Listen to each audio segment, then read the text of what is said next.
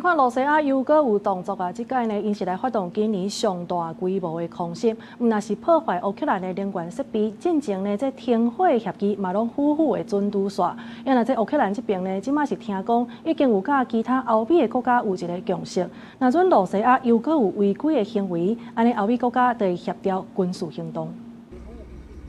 罗西亚伫寒冷的时阵发动空袭，几乎足侪主体、学校、能源设施拢互破坏，千外栋工具拢无烧起。根据乌克兰空军的讲法，罗西亚用71粒飞弹加450架无人机攻击乌克兰，当地居民伫咧困的时阵，互爆炸声惊精神。即马受到要是会惊，好佳在厝里的4大人拢逃过一劫，不过对未来要是足无望的。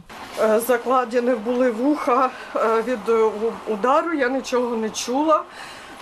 Дитина була в коридорі, і я коли зайшла сюди в кімнату, от ви все бачите, що відбувається.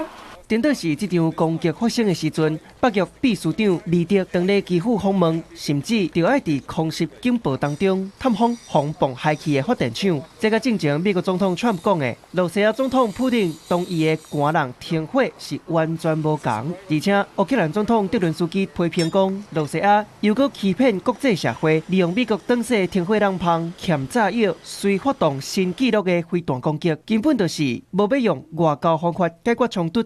На час дипломатії і такої холодної зимової погоди припинити удари по енергетиці. Було прохання особисто від президента Сполучених Штатів. Ми бачимо, що Росія на це прохання відповіла рекордом балістики. Неповних 4 дні минуло з тижня, про які Росію просили. 也若停火协议失去共识，川表示真遗憾。不过嘛，坦白讲，对普丁的行为是一点仔拢无意外。伊嘛强调，虽然干那短短一礼拜停火，不过会当减少伤亡，总是好代志。It was Sunday to Sunday, and it opened up, and he hit him hard last night. No, he agreed. He kept his word on that. It's a lot. You know, 1 week is we'll take anything because it's really, really cold over there. 就伫咧美国、罗西亚、乌克兰三方伫咧阿布达比举行第2摆的和平会谈进前，传出乌克兰甲西方国家达成共识，若是罗西亚伫咧未来任何停火协议当中出现持续性违规行为，会有欧洲甲美国的协调军事回应。公司新闻，戴维仁编译。